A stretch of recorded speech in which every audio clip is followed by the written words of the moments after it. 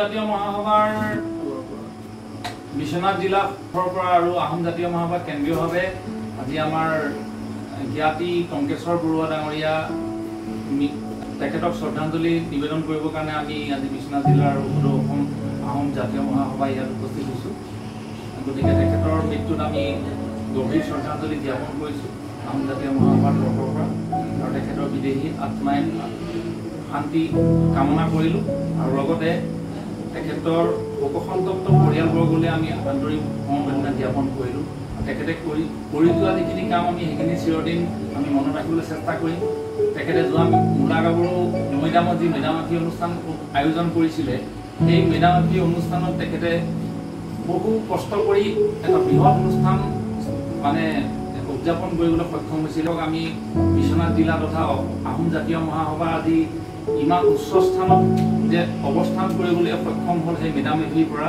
গতিকে তেখেতক আমি সদায় মনত ৰাখিম, সদায় স্মৰণ কৰিম, আৰু আমাৰ যি ঐক্যবদ্ধ আহোমৰ যি প্ৰক্ৰিয়া, সেই প্ৰক্ৰিয়াত আমাৰ তেখেতৰ নিচিনা জ্ঞাতিয়ে যাতে আকৌ আহোম জাতিটোৰ পুনৰ প্ৰতিষ্ঠা কৰিবলৈ সক্ষম হ'বলৈ আমি তেখেত প্ৰেৰণাৰ আহোম জাতীয় মহাসভাৰ তৰফৰ পৰা টংকেশ্বৰ বৰুৱাদেৱলৈ শ্ৰদ্ধাঞ্জলি। জন্ম 1/1/1964, মৃত্যু 13 মাৰ্চ 2024। আহোম জাতীয় মহাসভা বিশ্বনাথ জিলা সমিতিৰ উপসভাপতি, বিশিষ্ট সমাজকৰ্মী, প্ৰাক্তন শিক্ষক সকলোৱে সভাৰ চতিয়া বেজহলাৰ নিবাসী মানচাও টংকেশ্বৰ বৰুৱা এজন অতি উদ্যমী সমাজ জীৱনৰ এগৰাকী দায়িত্বশীল ব্যক্তিৰ মৃত্যুৱে সমাজৰ অপূৰণীয় ক্ষতি হ'ল। সাহসী জ্ঞাতিজনৰ অকাল মৃত্যুত অতিশয় মৰ্মাহত হৈছোঁ। তেখেত আমাৰ বাবে এক আদৰ্শ অভিভাৱক স্বৰূপ আছিল। এক বটবৃক্ষৰ দৰে জ্ঞানৰ ছায়াৰে বিশ্বনাথ জিলা সমিতিৰ উপসভাপতিৰ লগতে সমাজৰ দায়িত্ব নিষ্ঠাৰে পালন কৰিছিল। আহোম জাতীয় মহাসভা পৰিয়ালৰ তৰফৰ পৰা শ্ৰদ্ধাঞ্জলি জ্ঞাপন কৰিছোঁ। লগতে শোকসন্তপ্ত পৰিয়ালবৰ্গলৈ সমবেদনা জ্ঞাপন কৰিলোঁ। তেখেতৰ প্ৰজ্ঞা, জাতি আৰু জাতীয় প্ৰতি থকা দায়বদ্ধতা আৰু কৰ্তব্য নিষ্ঠাক আমি পুৰেতো জীৱন সদায় স্মৰণ কৰিম।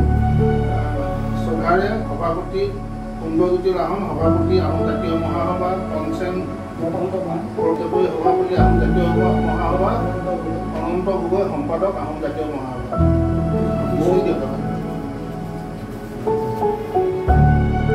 আজি আমি উপস্থিত আছোঁ আমাৰ যোৰহাটৰ জ্ঞাতি বৰুৱা দিৱস। যোৱা 9/4/2024 তাৰিখে তেখেতৰ পৰিবাৰ এক দুৰ্ঘটনাত মৃত্যুবৰণ কৰে। গতিকে আমি আহোম জাতীয় মহাসভা কেন্দ্ৰীয় সমিতিৰ পৰিয়ালবৰ্গৰ তৰফৰ পৰা